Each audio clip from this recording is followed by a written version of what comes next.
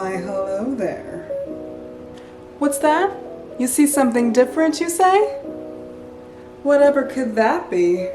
Maybe it's just I just moved into my first apartment at 24 in Los Angeles and I don't know how to act. Glow?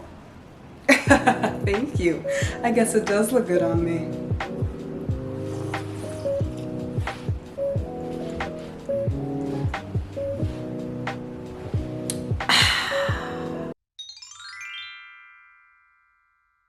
Hey guys, this is Honey Samurai, and today I'm going to be giving you a little life update, or multiple life updates that aren't so little, that maybe will hopefully help you out if maybe you're also in your 20s, or not in your 20s, younger or older, who's just trying to figure out this madness called life, like I am.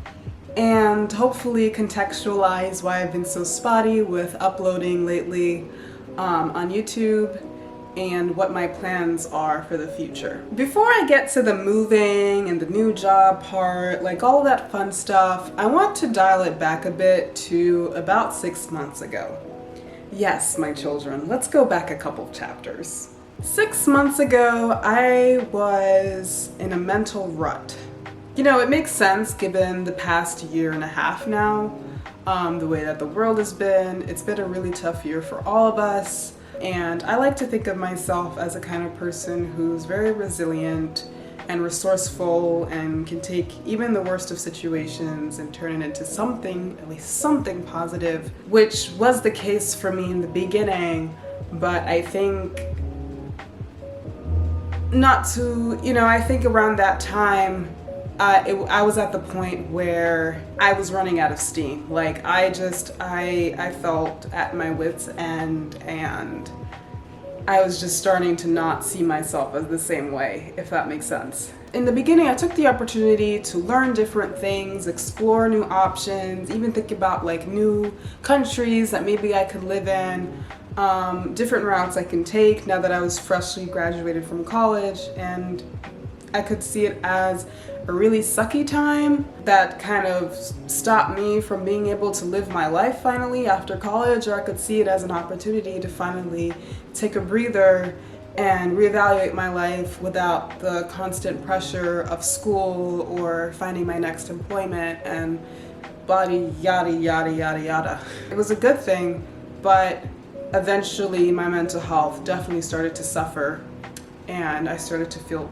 pretty stuck, and that was where I was at around 6 months ago. None of the endeavors that I had initially explored at the beginning of this worldwide charade really led to anything, or if they could have led to something, the worldwide charade got in the way of that. So I just kind of felt stuck. I just remember feeling like I was suffocating. This constant feeling like I'm suffocating. And even now as I talk about it, I feel it a little bit coming back. And that's definitely some level of trauma somewhere, / anxiety, whatever, but that's just how I felt. I just remember that constant feeling like I couldn't breathe and like just physically being unable to go anywhere, stuck within that small apartment, staring at the four walls, especially in the winter, without any privacy, without any room to even think on my own by myself. I'm a pretty introverted person, so I need a lot of alone time to recharge before I am around people.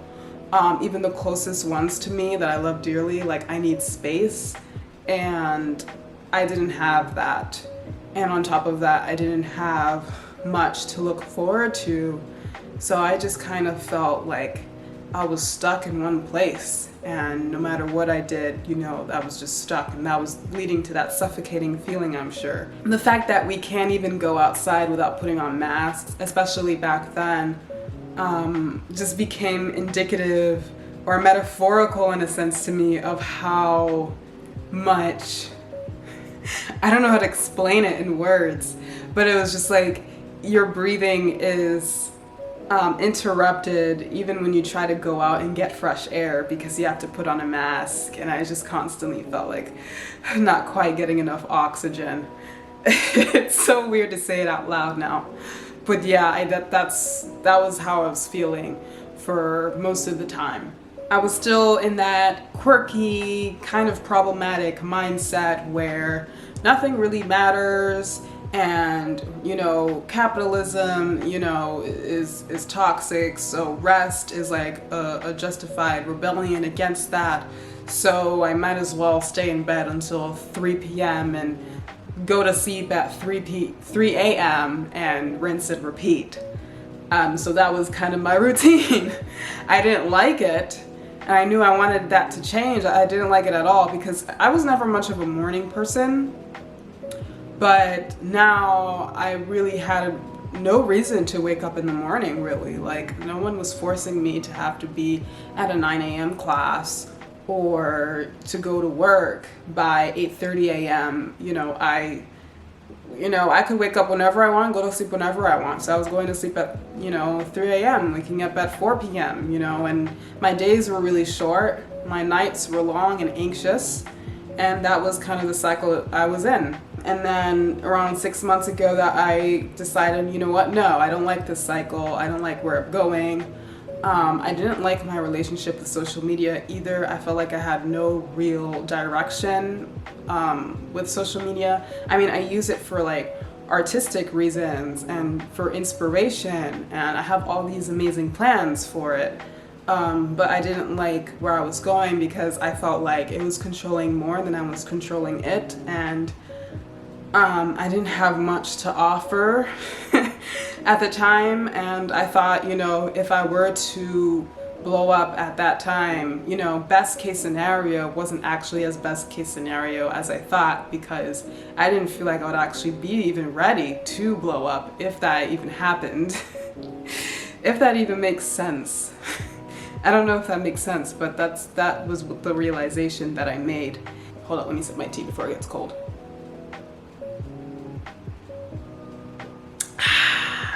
Hits the spot. My new teacup, I love it. And I came to this realization that capitalism has a lot of faults. It's not great. It's not sustainable. There are a lot of problems with it. I don't like it. I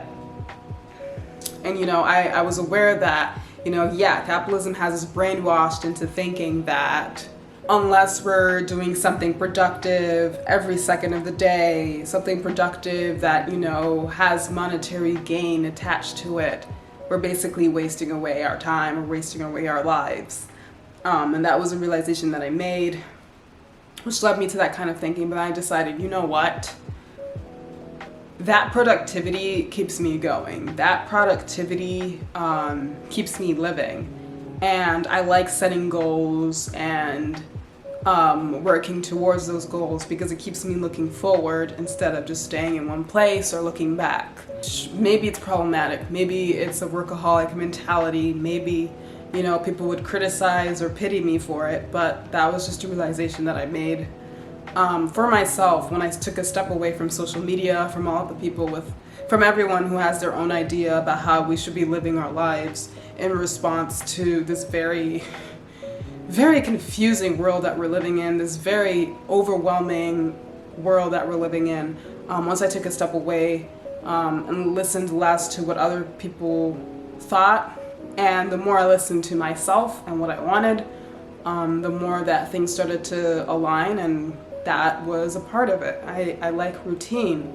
I like feeling like I'm productive, and I love feeling like I earned rest. And I know that that's a really problematic thing to feel like you have to earn rest, and it is something that I'm working on to not feel guilty when I'm taking rest, which I think I've been very good about, but I think I got almost too good about it, to the point that I started to realize that when you rest, at least for me, when I'm resting too much, I just become more tired, and not just physically, mentally as well. I become more sluggish. I lose more and more motivation, which is ironic it also points to the fact that a lot of these problems that we're aware of have a few more complexities to them than a lot of us want to acknowledge. I don't want to go on too much about this one thing, but I just realized that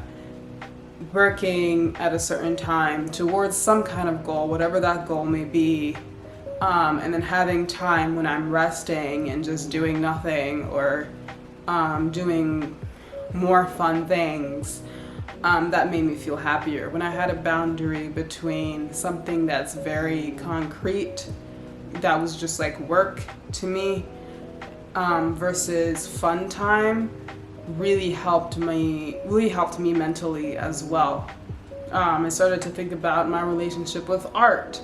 Do I really want to make art for a living? Do I really want to live off of art and deal with the consequences of that? Or would I prefer it to be something that I do for leisure and something that I can enjoy making just for the sake of making, while I work doing something else that's less creative, you know what I mean?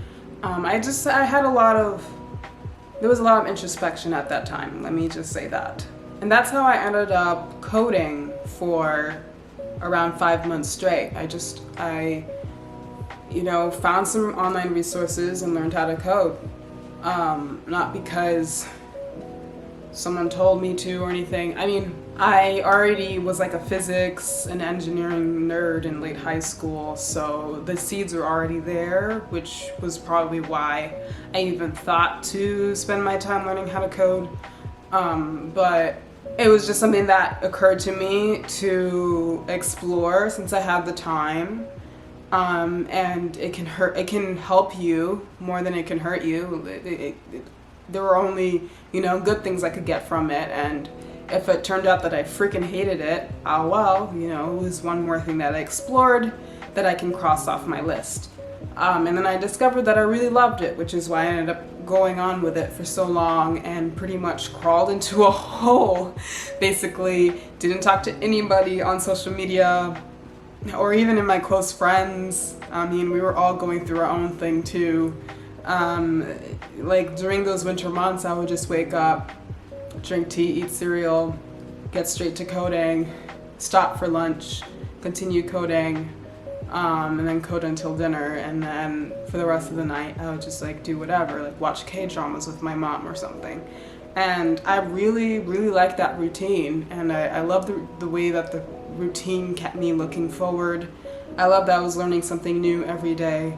I just felt like time moved forward a little bit more than it did before, and I felt just slightly less stuck than I did before. And the second that I crawled out of that hole of coding and just being under a cave, not talking to anybody, second I came back out from that phase, I found a new job.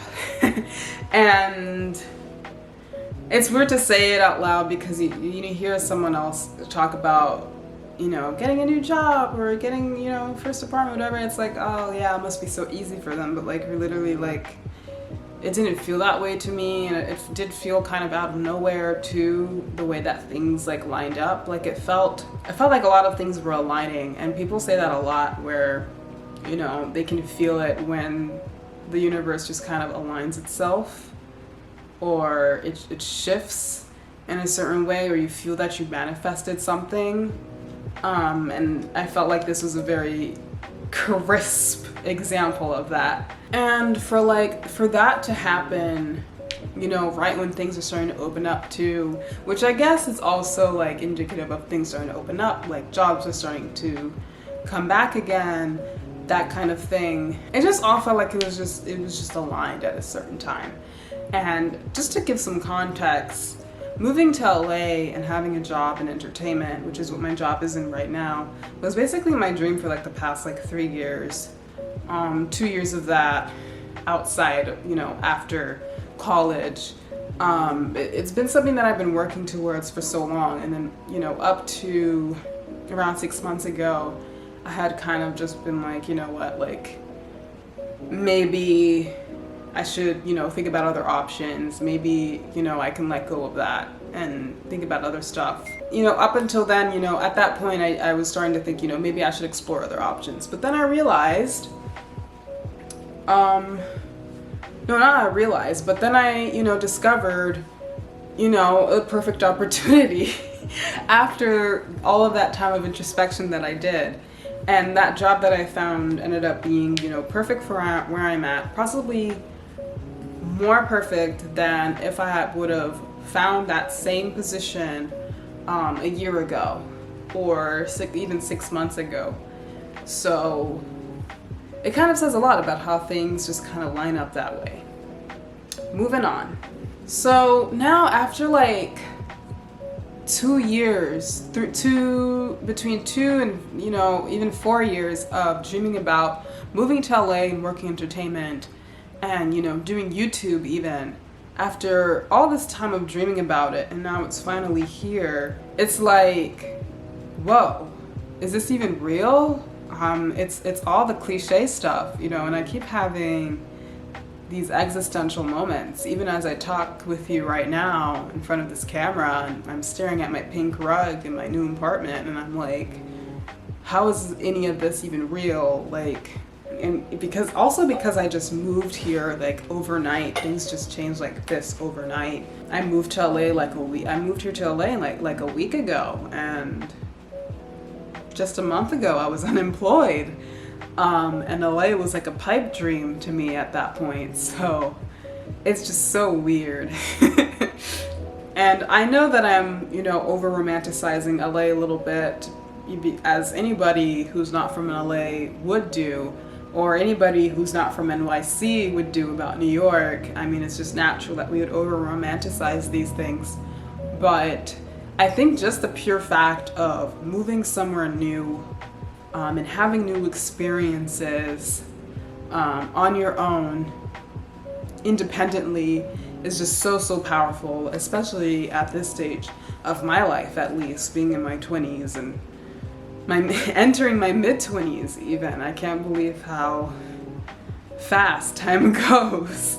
But I'm also really nervous. I keep feeling like there's this thing sitting on my chest, and sometimes, you know, I find it hard to breathe or in a different way, and like I feel like I'm going to puke like half the time because, you know, I mean, and I guess it's, you know, it's part of the process. It's part of the growing pains, which is a good thing. You know, I think I should be nervous because that means that I care and stuff, but I still feel it, and it just feels so trippy to have your own place for the first time and have all these things that you've acquired because you worked for them and you are working for them, and at any moment they can all be stripped away,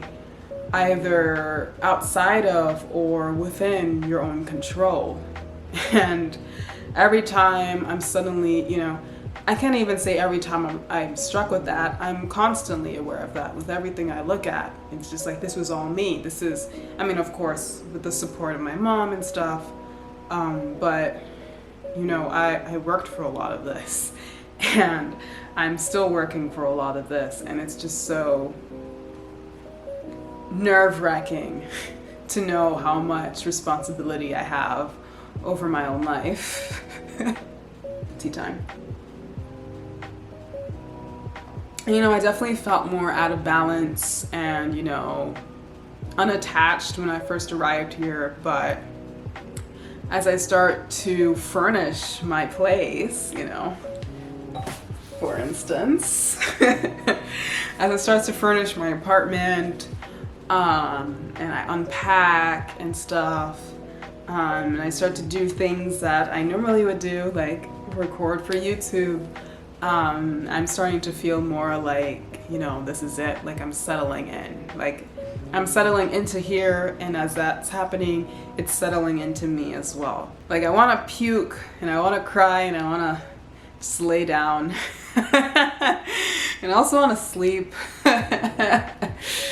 So yeah, a lot of feelings all at once. And that leads me to the thing that I'm most excited to share with you guys, which is my next plans for this channel. I know I haven't been the most consistent with uploading up until now, but hopefully what I just shared with you kind of contextualizes that.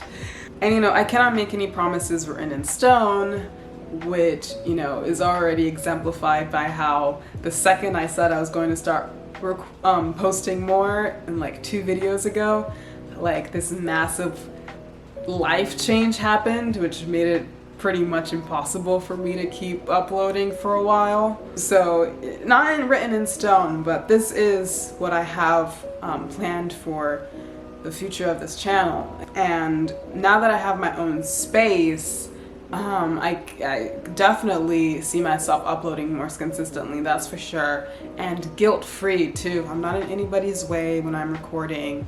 I'm not, you know, being, you know, self-conscious. I am a little bit self-conscious about like my neighbor hearing me, but you know, whatever, I'll get over it. Like I have the time and the flexibility to do that more now, which is great. So I'm so excited to just deliver so much more content to you guys. Just cosplay and haul videos and vlogging as things start to open back up more. All of those things, and hopefully some more tea time like this. I find videos like this where the person just kind of talks about life and whatever. I find these kinds of videos to be the most relaxing to watch on YouTube. So I thought maybe some of you guys would be interested in that as well. So let me know. I definitely find it relaxing on the other side of the camera. So yeah, and I love tea. Maybe you guys can join me in drinking tea or drink whatever you want and have a toast, talk about life. And if you have any requests on what you would like me to make content on, please let me know in the comments below. I read each and every one of them. And those of you who have been supporting me, thank you so much. I see each and every single one of you. I know that the Samurai Club isn't very big right now. It's still, you know, a small little community, but it's so precious to me. And you guys all mean so much to me. I see, like, every time I see like a new comment or a new little subscribe, like my heart fills with so much joy, and nothing can replace that. And if you just so happen to stumble upon this video, this channel, hopefully I made some sort of impact or at least mildly entertained you.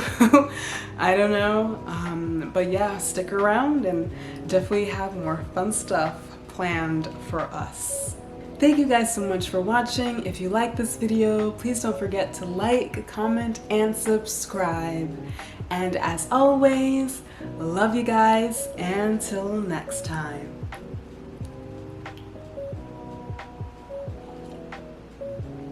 The tea's cold now. But it's good, it's green tea. Didn't even mention to you guys what tea it was. It's green tea. Alright, bye-bye.